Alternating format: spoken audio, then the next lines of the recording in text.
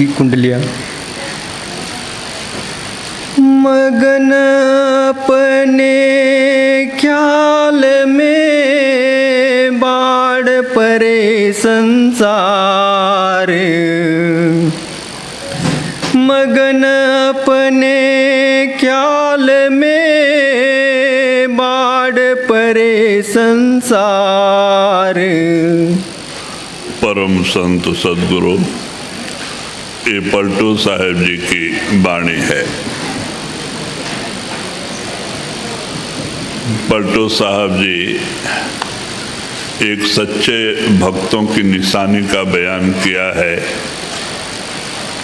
कि एक गुरुमुख यानी सच्चे भक्त का भावना कैसा होना चाहिए। क्योंकि जब हम परमार्थ के रास्ते पे कदम रखते हैं तो बहुत कुछ परेशानियां खड़ी होती हैं। हमें अपने कुटुंब परिवार के लोग भी विरोध करने लगते हैं। लोगों का सोचना होता है ये छोटे उम्र में सत्संग पकड़ लिया,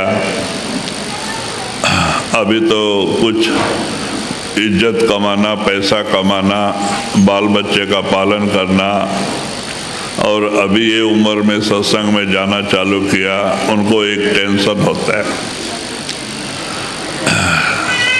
लेकिन संत महात्मा कहते हैं कि हमें तो महात्मा बाल बच्चे छोड़ने के लिए, पीला कपड़ा रुद्राक्ष पहनने के लिए, जंगल पहाड़ों में जाने के लिए तो नहीं कहते। संत महात्मा तो हमें अपने दुनियावी रिश्तों को पूरा करते हुए, कारोबार को करते हुए भजन सुमरन की शिक्षा देते हैं।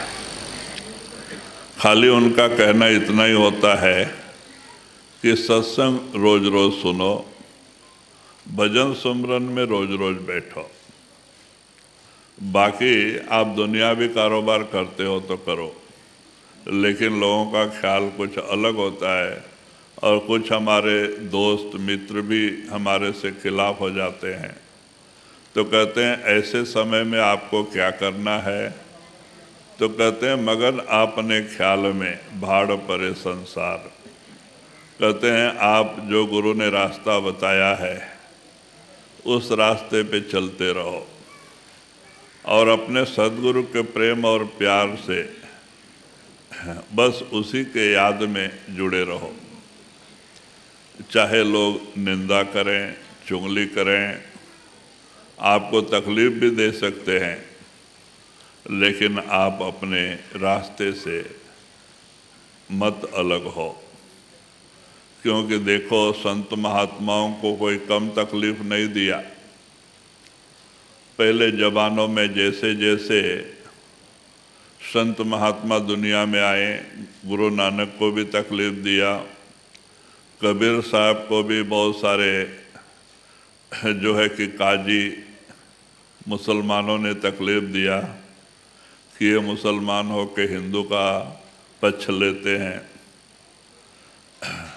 यहाँ तक कि पहाड़ से नीचे गिरा दिया और फिर हाथ पैर बांध के गंगा में फेंक दिया। हाथी को शराब पिला के उसके सामने कबीर साहब को ढकेल दिया कि हाथी मार दे, लेकिन उसे सिंह स्वप्न हुआ और हाथी पीछे भाग गया। तो कहते हैं ये परंपराओं से चलता आया है। जगत भगत में बैर है, चारों युग परमाण। कहते ये चारों युगों से आया हुआ है। लेकिन आप अपने सच्चे उद्देश्य से दूर मत हो। क्यों आप गुरु के पास जाते हैं? इसलिए नहीं जाते हैं कि हमारी बीमारी दूर हो जाएगी, हमें धन लाभ मिलेगा, बिजनेस व्यापार अच्छा चलेगा। ये दुनियावी कारोबार के लिए नहीं। हम गुरु के पास क्यों जाते हैं कि एक बड़ी बीमारी हमारे पीछे पड़ी हुई है।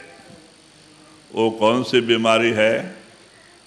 पैदा होना मरना, पैदा होना मरना। और इस बीमारी से मुक्ति पाने के लिए हम संतों के पास जाते हैं।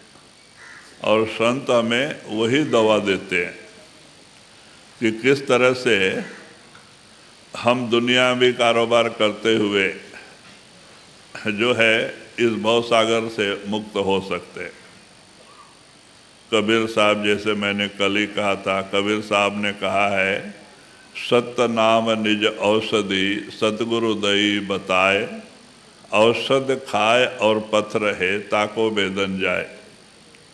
कहते हैं कि सदगुरु ने तुम्हें सत्य नाम की औषध दिया है इस भवसागर से पार होने के लिए, ये दुख से छुटकारा पाने के लिए।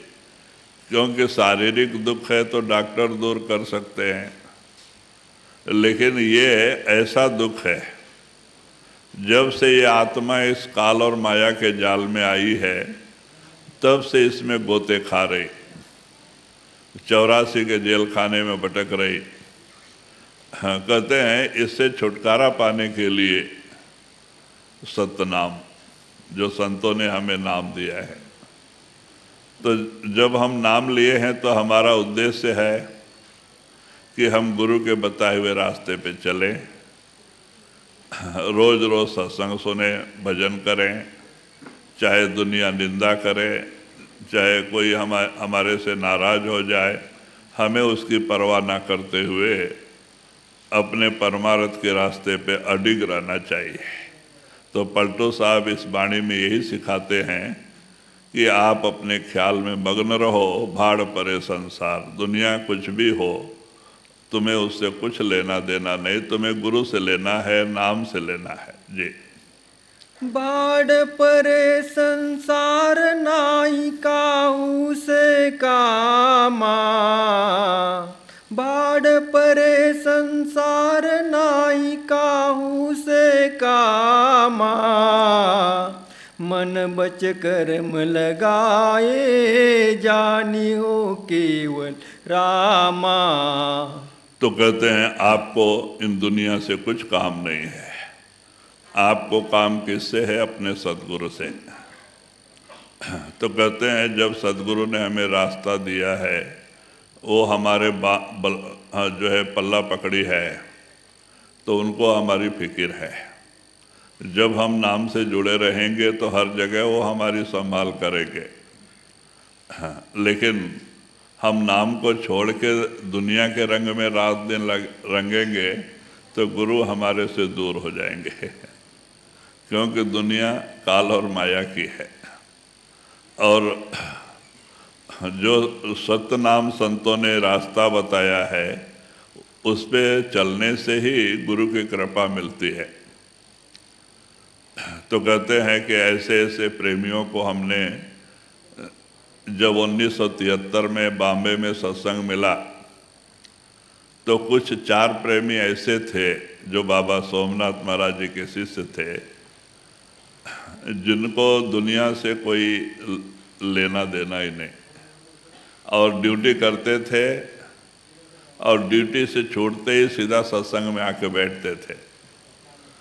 और उन्होंने अपने ज़िंदगी में चाहे बीमार हो चाहे कुछ भी हो, कभी सत्संग छोड़ा ही नहीं। ऐसे ऐसे प्रेमी, अनपढ़, गोदी में काम करते थे, मोटा काम, जो शिप बाहर जाता है सामान उसको लोड करते थे।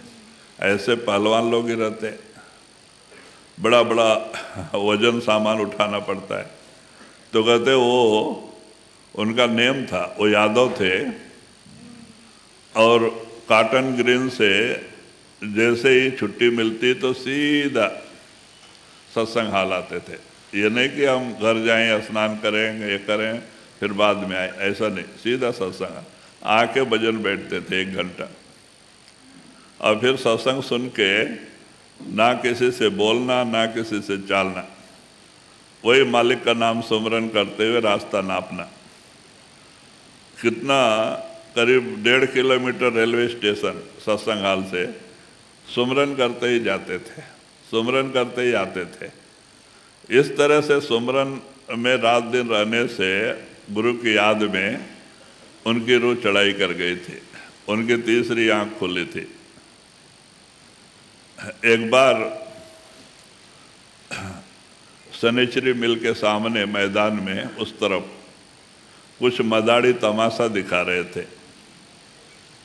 तो पहले कैसे था, टोकरी में डाल के बच्चे को पैर रख के ये करके बताते हैं, गला काट के खून दिखाते हैं, उसको माया कर देते हैं, ये सब मंत्र के सिद्धि से करते थे। तो वो तमाशा दिखा रहा था, तो ये क्या किए, सत्संग को जा रहे थे शाम का, तो सोचा इतना लोग खड़ा है, क्या देख कर रहे हैं, क्या देख रहे हैं, तो उधर खड़े हो गए सुमरन करते। अब उनके अंदर शब्द प्रकट है, गुरु प्रकट है। अब वो जो वहाँ खड़े हुए तो इसका मंत्र काम करना बंद हो गया। अब वो बेचारा हाथ जोड़ने लगा, कौन महापुरुष आ गया, आप दया करो, मैं गरीब हूँ, बाल बच्चे वाला हूँ, मेरे पेट पे लात मत मारो, आप आगे जाओ। अरे अरे, मैं खड़ा होने से इनका मंत्र बंद हो गया क्या बोल के थोड़ा आगे गए, और जैसे वो आगे गए तो फिर उसका मंत्र चालू हो गया। तो ऐसे ऐसे प्रेमी थे। ये 73 की बात है, 1973 की, जब हमें पहला सत्संग मिला वर्लीना का। तो ऐसे ऐसे प्रेमियों के साथ हम जाते थे। तो एक थे RR सिंह, हमारे यूपी के, ये भी यूपी के ही थे, यादव। और एक तमिलनाडु के थे, टैक्सी ड्राइवर, बहुत गुस्से वाले, लेकिन गुरु से अटूट प्रेम। एक बार एक प्रेमी को उन्होंने थप्पड़ मार दिया सत्संग में। अब उस प्रेमी ने क्या किया, बाबा जी के पास कंप्लेन किया, गुस्सा बहुत था उनको। बाबा जी हमें थप्पड़ मारे हैं सत्संग में, सबके सामने, ऐसा वैसा। और बाबा जी ने उनकी तरफ देख के बोला, सुंदर, ये तुमने अच्छा काम नहीं किया, आज से तुम सत्संग में आना नहीं। ऊपर पहले महले पे हाल था और नीचे पार्किंग था। बाबा जी का हाल ऊपर था, वर्ली नाका का। तो बोला, आज से तुम सत्संग में आना नहीं। हाँ, सिर झुका के चले गए। करीब 20 बाबा जी रहने तक फिर कभी ऊपर कदम रखा नहीं। बाबा जी जाने के बाद में भी टैक्सी लेके आते थे, लेकिन सत्संग कभी नहीं छोड़ा। देखो, गुरु से प्रेम प्यार कम नहीं हुआ। रोड पे टैक्सी खड़ा करके ऊपर सत्संग चलता था, अच्छा सुनाई देता था नीचे, और नीचे खड़ा होके एक घंटा 1.5 घंटा जो भी हो सुनते थे, और फिर गाड़ी लेके अपना धंधे पे जाते थे। तो कहते प्रेम, ऐसा ऐसा प्रेमी जिनको दुनिया से कोई लेना देना नहीं, एक गुरु। तो कहते भाई, जब ऐसा प्रेम प्यार गुरु के प्रति पैदा हो जाएगा तो गुरु कहीं दूर नहीं, वो जब से नामदान देता है शब्द रूप में आपके अंदर बैठा है। अगर सबसे नज़दीकी से नज़दीकी रिश्ता अगर किसी का है तो गुरु का है। तो इसीलिए पलटू साहब जी कहते हैं कि सब छोड़ो दुनिया के लोग को, वो भला बुरा कहते हैं, हमारी महिमा करते हैं, उसका बात मत सोचो। आप अपने गुरु की याद में बने रहो, वही प्रेम प्यार लगाए रखो, अपना सुमरन भजन से जुड़े रहो, तो कामयाबी इसी जन्म में मिल जाती है।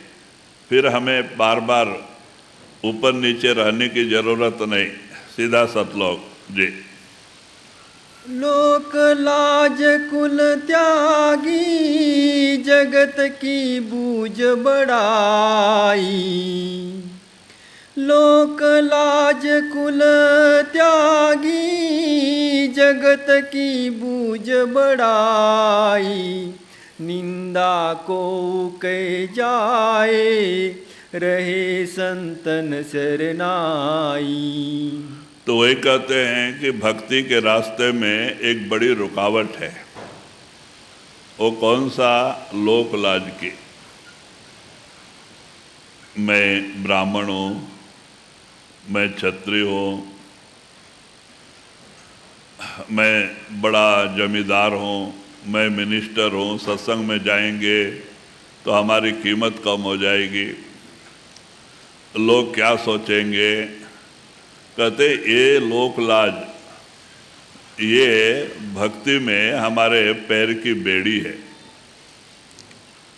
और जब तक हम लोक लाज का त्याग नहीं करते, निर्भय होकर के सद्गुरु के बताए हुए रास्ते पे नहीं चलते, कामयाबी हासिल नहीं होती। एक लोक लाज जो है ये सबसे बड़ी रुकावट है भक्ति में, अहंकार, लोक लाज। तो कहते ये लोक लाज की बेड़ी काटो। चाहे आपकी कोई निंदा करे वो भी अपना है, चाहे आपका कोई स्तुति करे वो भी अपना ही है। कहते हैं एक सच्चे भक्त को सुख दुख का प्रभाव नहीं होना चाहिए, मान अपमान का प्रभाव नहीं होना चाहिए। जैसे स्तुति वैसे निंदा। महात्मा सबको गले लगाते हैं, निंदक को भी गले लगाते हैं, स्तुति करने वाले को भी गले लगाते हैं, शत्रु को भी और मित्र को भी। वो कभी उनमें भेदभाव नहीं देखते, क्यों उनकी दया दृष्टि सब पे समान होती है। तो इसीलिए आप कहते हैं कि ये लोकलाज की बेड़ी काटो, इससे अलग हो, निर्भय हो करके उस प्रेम और प्यार के रास्ते पे चलो। क्योंकि संत मत प्रेम प्यार करना सिखाता है। हमें किसी से विरोध करके हम संत मत में आगे नहीं बढ़ सकते, चाहे वो शत्रु हो चाहे वो मित्र हो। हमें सबसे प्रेम और प्यार करना। तो कहते हैं इस तरह से अपने भावनाओं को आप रखो। कोई निंदा करे तो दुख नहीं आवे, दुखी ना हो। कोई स्तुति करे तो हम सुखी ना, दोनों समान। और इस तरह से दुनियावी रिश्ता निभाते हुए हम भजन सुमरन और सत्संग में जाएं तो बहुत जल्दी कामयाबी हासिल होगी। क्योंकि ये लोकलाज ये हमें भक्ति से बहुत दूर कर देती है, और लोकलाज हमें त्यागना ही पड़ता है। हमें जात कुल मर्यादा छोड़ना ही पड़ता है। हमें सबसे प्रेम और प्यार करना। कहते हैं ना, खाए सेबरी के बेर मुए सब ऋषि में न रोई। कहते हैं राम ने सेबरी के जूठे बेर खाए प्रेम में आके, उसके प्रेम में। और बड़े बड़े ऋषि मुनि जो 8-8, 10-10 साल से तपस्या में बैठे हुए थे, उनकी झोपड़ी में नहीं गए राम। राम कहाँ गए? सेबरी की झोपड़ी में। क्यों? वहाँ प्रेम भक्ति है और वहाँ अहंकार है। मैं इतना बड़ा स्वामी, मैं इतने 1000 बरस से तपस्या कर रहा हूँ, राम आएंगे मेरी कुटिया में आएंगे, मेरी कुटिया में आएंगे। अहंकार के नशे में थे। तो राम उनकी भावनाओं को समझ के ही सेवरी की झोपड़ी में गए, और सेवरी बड़े प्रेम से खुशी खुशी में ला के वो बैर जो चख के रखी हुई थी। तो चखने का मतलब जूठा करने का ख्याल नहीं था सेवरी का। राम को कड़वे बेर कैसे दे, कीड़े वाला बेर कैसे दे, अच्छे बेर दे, मीठा। तो चख के देख ले, जो मीठे होते रख लेती। ऐसा रखा हुआ प्रेम का बेर था। तो राम बड़े प्रेम से खा रहे थे। 2 बेर राम ने लक्ष्मण को बुला के भी दिया, तो लक्ष्मण को गुस्सा ज़्यादा, और उन्होंने गुस्से में उस बेर को फेंक दिया। बाहर निकल के देखा ये जूठा बेर है, अब जूठा बेर कैसे खाएं? गुस्से में फेंक दिया उसको दूर। वही सुमेर पहाड़ पे गिरा। फिर वही संजीवनी बन के पैदा हुआ, वही बेर।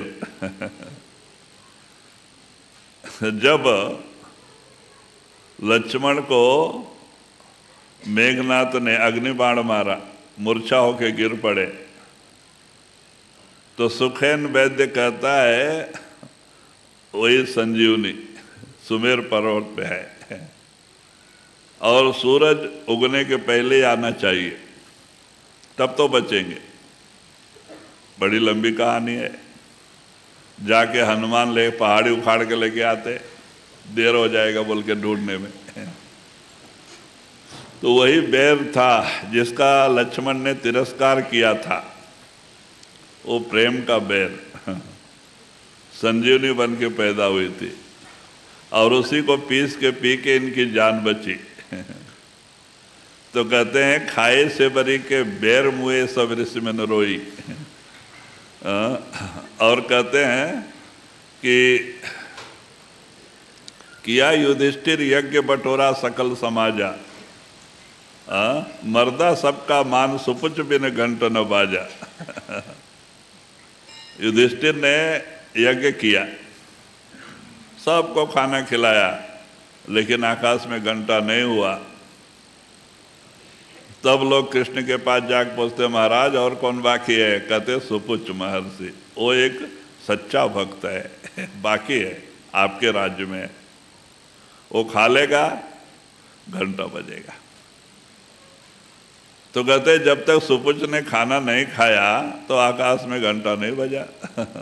जबकि वो नीच जात के थे, चमार कुल में पैदा हुए थे, लेकिन महात्मा का जात नहीं होता। कहते जात पात पूछे नहीं कोई, हर को बजे सो हर का होई। तो कहने का मतलब बहुत सारे उदाहरण हैं। तो इसीलिए ये जात पात कुल ये सब तजो, और जो गुरु कहता है उस प्रेम और प्यार के आनंद में रहो, सुमरन का रंग में रंगो, तो आपका काम बन जाएगा जी। छोड़ो दिन दिन संग, सुनो न वेद पुराना। छोड़ो दिन दिन संग, सुनो न वेद पुराना।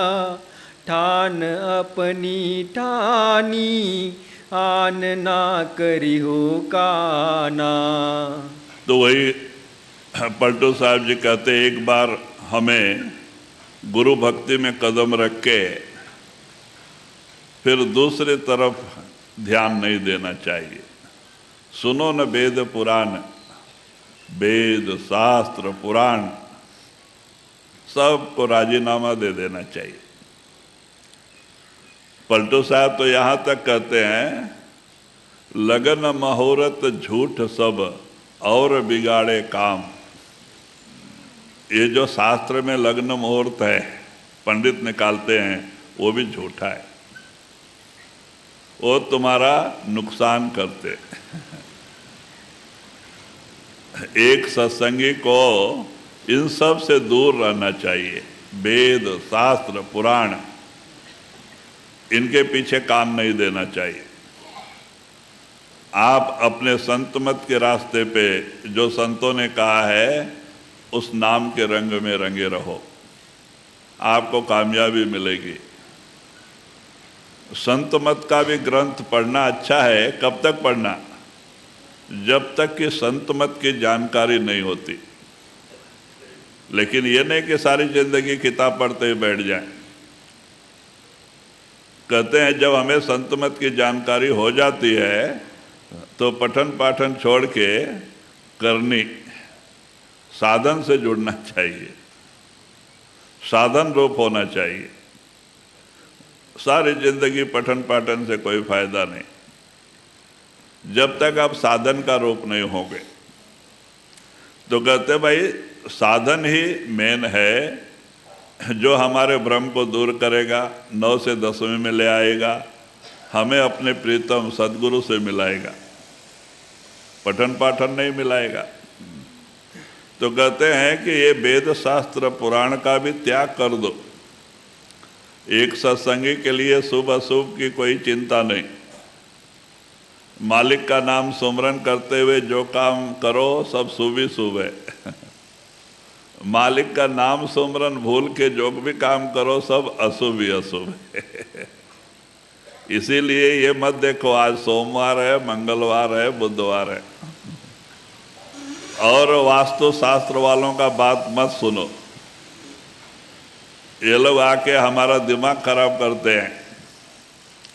अच्छे मकान को भी नाम रख देते हैं, ये दरवाज़ा तोड़ो, इधर रखो, खिड़की उधर से इधर करो, तुम्हारा भला होगा, तुम्हें धन का लाभ मिलेगा। अब बताओ, जो दोष अपने अंदर है, हमारे कर्म ही बुरे हैं, वो घर मकान क्या करेगा बेचारा। तो कहते हमारे कर्म अच्छे होना चाहिए। तो एक सत्संगी को इनकी चिंता नहीं, एक गुरु के ऊपर भरोसा होना चाहिए। हमने जब से भी आश्रम में, बाबा जी के आश्रम में कदम रखा 74 जनवरी, तब से हमने शास्त्र पुराण सबको राजीनामा दे दिया। एक गुरु जो कहता है वही सच।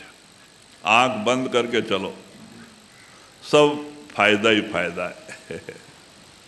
बाकी इधर उधर सबके बारे में कान दोगे तो आपके अंदर शंका, संशय पैदा होगा और मन धोखा देगा। वो ग्रंथ में ऐसा लिखा, ये ग्रंथ में ऐसा लिखा, वो पुराण में ऐसा लिखा है।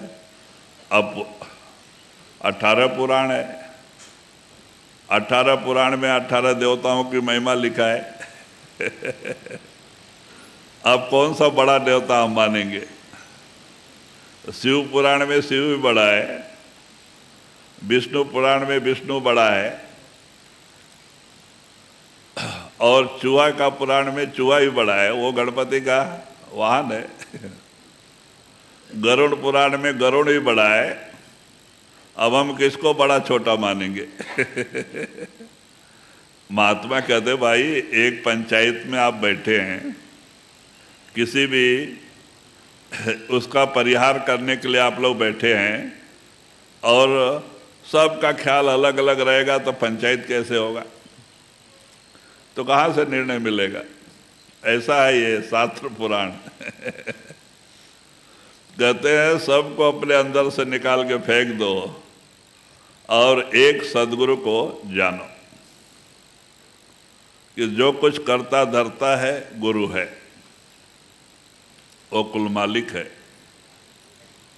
आप उसका रंग में रंगोगे, वो आपके रंग में रहेगा।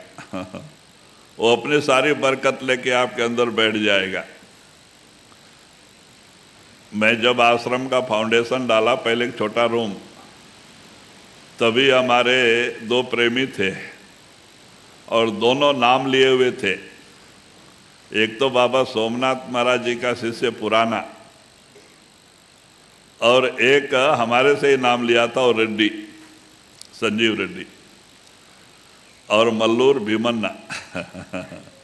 ये बड़े शास्त्र में बड़े गणंग थे।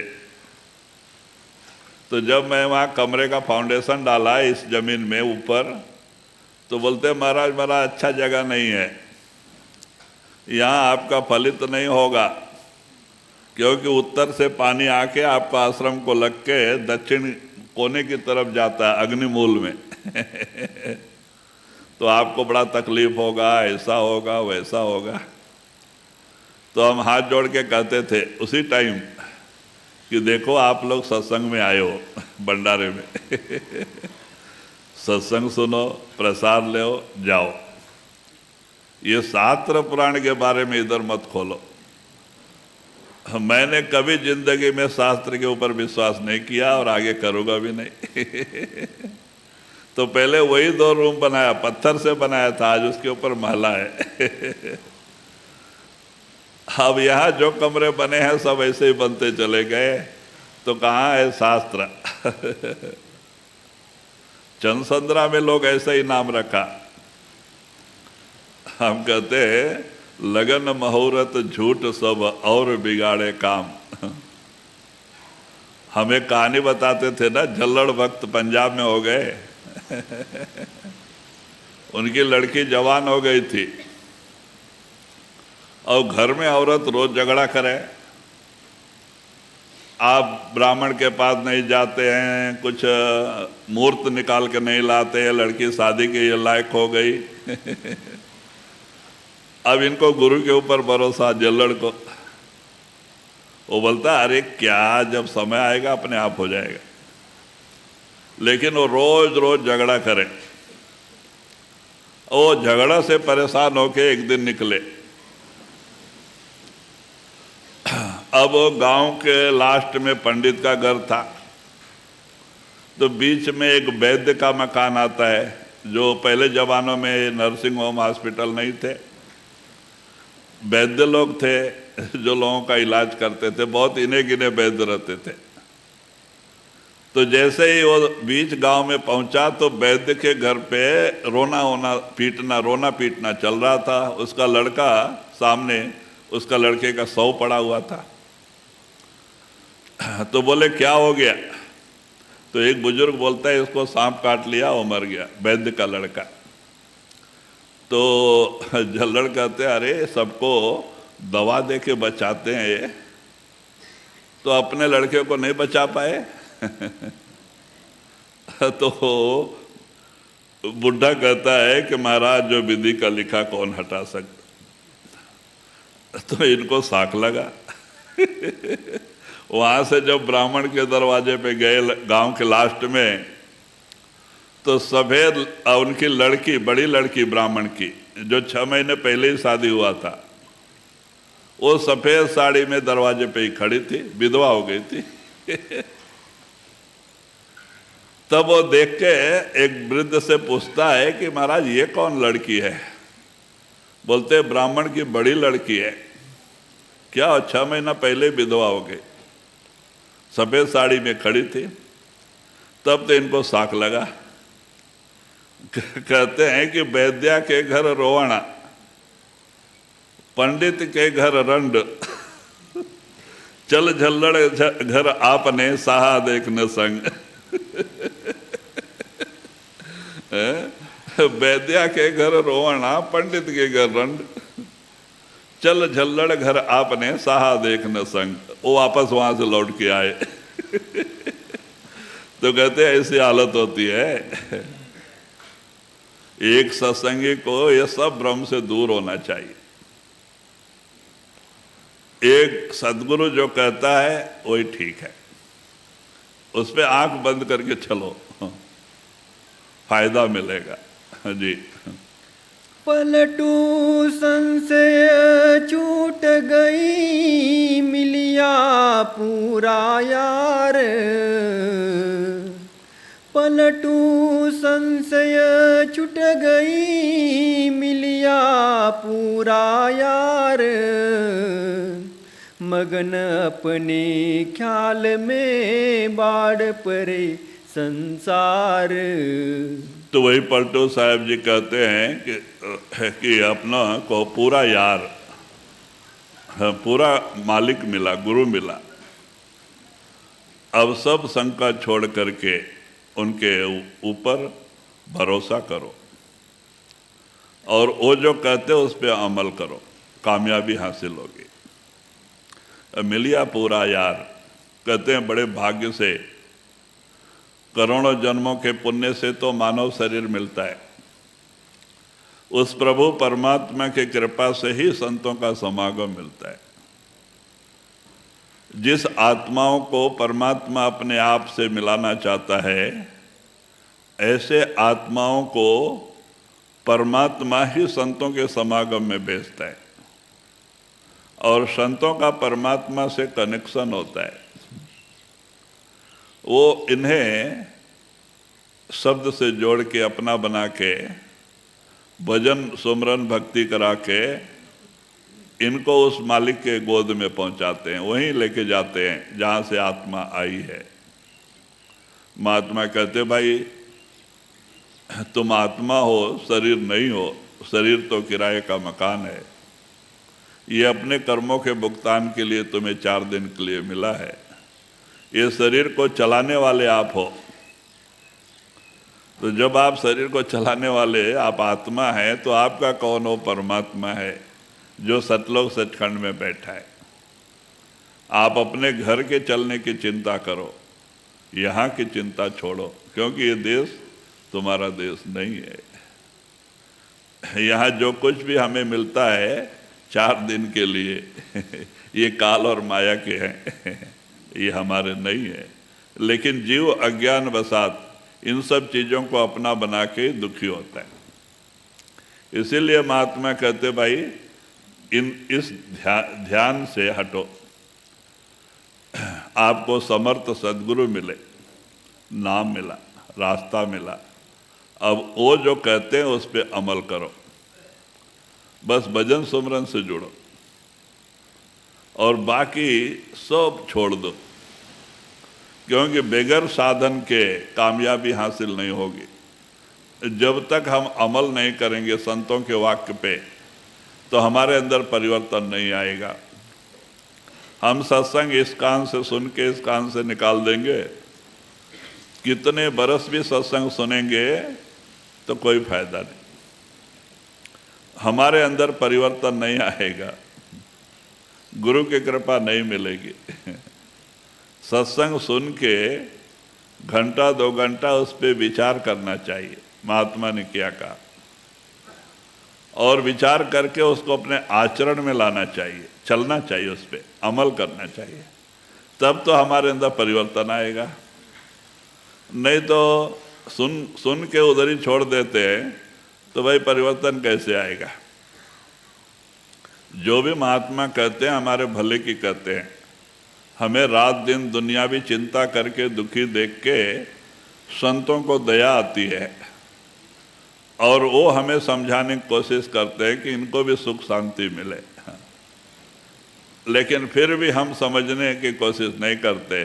सुनते तो जरूर है सत्संग, सत्संग अच्छा भी लगता है, लेकिन अमल नहीं करते, वो वहाँ का वहीं छोड़ के चले जाते हैं। महाराज एक कहानी बताया करते थे। एक बनिया था, उसका किराने की दुकान थी, ऊपर रहते थे, नीचे दुकान थी। वो रोज सत्संग में जाके बैठता था 30 साल से। तो उसका धीरे धीरे नातू थोड़ा बड़ा हुआ, 8 साल का, तो पूछता है, दादा आप कहाँ छोड़ के चले जाते हैं शाम को? अरे मालूम नहीं, मैं सत्संग जाता हूँ। तो बोले अच्छा आज मैं जाता हूँ, बताओ कहाँ है? तो बोले गांव के बाहर मंदिर पे सत्संग चलता है। बोला अच्छा। वो लड़का गया। अब गया तो उस समय महात्मा सत्संग में अहिंसा परमो धर्म के ऊपर बता रहे थे कि हमें सब जीवों पे दया करना चाहिए, किसी प्राणी को तकलीफ नहीं देना, हम उस प्राणी को तकलीफ देंगे उसके अंदर परमात्मा बैठा है, उसको तकलीफ होगा। ये सब बातें अहिंसा के ऊपर बता रहे थे। वो लड़का सुना, अब वहाँ से सत्संग सुन के आया तो वही ध्यान में आया, हो यही बात सब अंदर चल रही थी। सोने के समय भी उसी ध्यान में आया, खाना खा के और सो गया। जब सवेरे उठ के वो नाती आके सेटर ऊपर करके झाड़ू वाड़ू लगा के बैठता था और दादा 9 बजे नाश्ता करके आते थे। तो ये 8 बजे जैसे ही सेटर उठाया, झाड़ू वाड़ू लगा के बैठा, तो एक गाय जो बाहर घूमती है रोड पे, एक गाय आई और गेहूं का थैली बगल में था, खाने लग गई। अब ये देख रहा है। महात्मा ने कहा था किसी आत्मा को तकलीफ नहीं देना, नहीं तो परमात्मा को तकलीफ होता है। ये देख रहा है, ये सब सोच रहा है। वो खा रही आराम से, बोलता है खाने दो, शेर 2 शेर खा के चली जाएगी। इतने में वो दादा आ गए तो उनको बड़ा गुस्सा आया। गाय गेहूं खा रही है और ये देखते बैठा है। तो एक थप्पड़ लगा, क्या दिखता नहीं तुम्हारे को? तो बोलता है दादा मैं कल सत्संग में गया था। सत्संग में गया तो क्या हो गया? महात्मा ने ऐसा ऐसा कहा।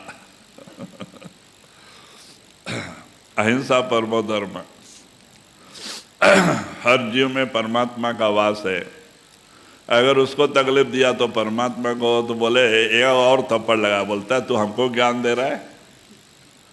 एक दिन सत्संग में जाके तुम्हारा दिमाग खराब हो गया।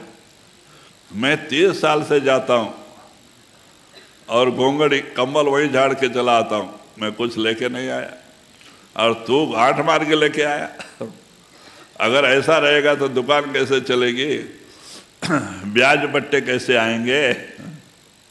ये सब कैसे होगा? इतने में उसका ख्याल ही बदल गया था, रात भर चिंतन करके।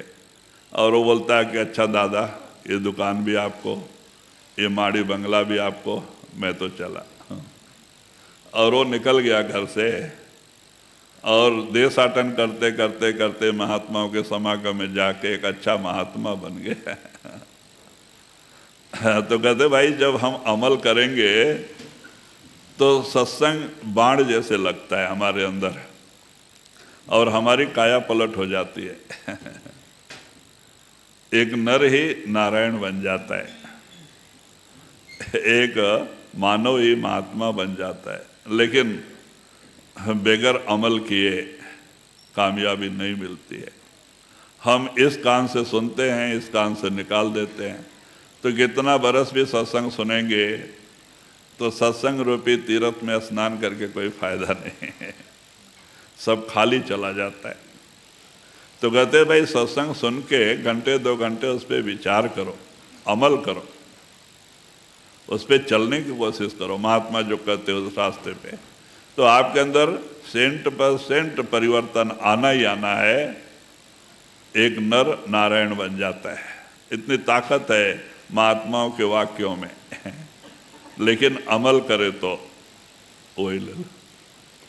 पलटो संशय छूट गई, मिलिया पूरा यार। पलटू संशय छूट गई, मिलिया पूरा यार। मगन अपने ख्याल में बाढ़ परे संसार।